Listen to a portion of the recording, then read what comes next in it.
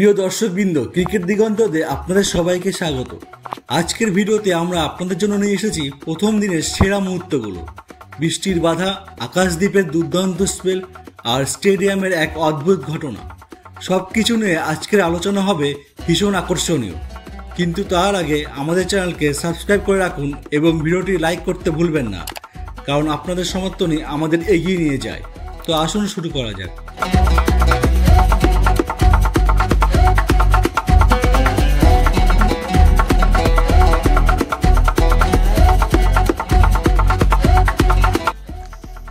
ভারত বনাম বাংলাদেশের দ্বিতীয় টেস্টের প্রথম দিনটি বৃষ্টির কারণে যতটা উত্তেজনাপূর্ণ হতে পারত, তার ঠিক উল্টো চিত্র দেখা যায়।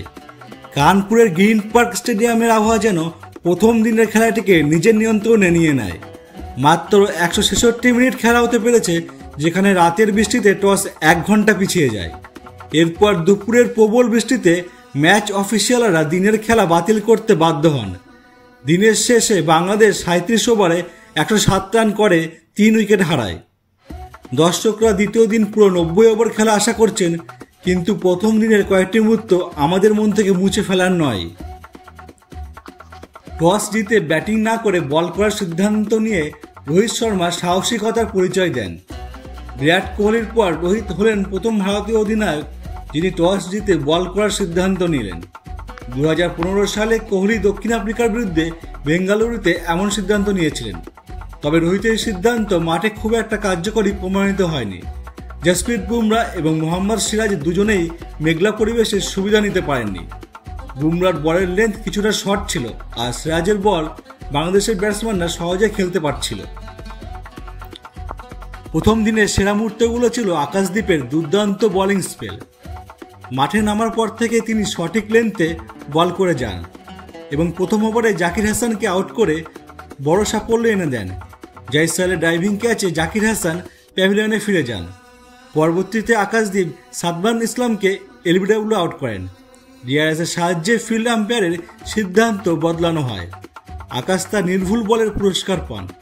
আকাশদ্বীপের এই পারফরম্যান্স ভারতের বোলিং আক্রমণের উজ্জ্বল দিক হয়ে দাঁড়ায়।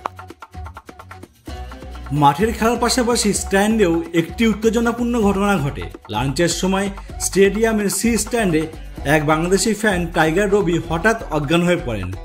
প্রথমে গুজব বটে যে তিনি ভারতীয় সমর্থকদের দ্বারা আক্রমণের শিকার হয়েছেন, কিন্তু পরে পুলিশ জানায় ডিহাইড্রেশনের কারণে তিনি অসুস্থ হয়ে পড়েছিলেন। সঙ্গে সঙ্গে তাকে হাসপাতালে নিয়ে যাওয়া হয় এবং পরে তিনি সুস্থ হয়ে ওঠেন। যদিও এই ঘটনা খেলার বাইরে ছিল, তবুও এটি মাঠের উত্তেজনার সঙ্গে সমানভাবে নাটকীয় হয়ে উঠেছিল। প্রথম দিনের খেলা যত সীমাবদ্ধ থাকুক না কেন, আকাশদ্বীপের দুর্দান্ত বোলিং, মাঠ ও গ্যালারির উত্তেজনা এই দিনটিকে স্মরণীয় করে তুলেছে।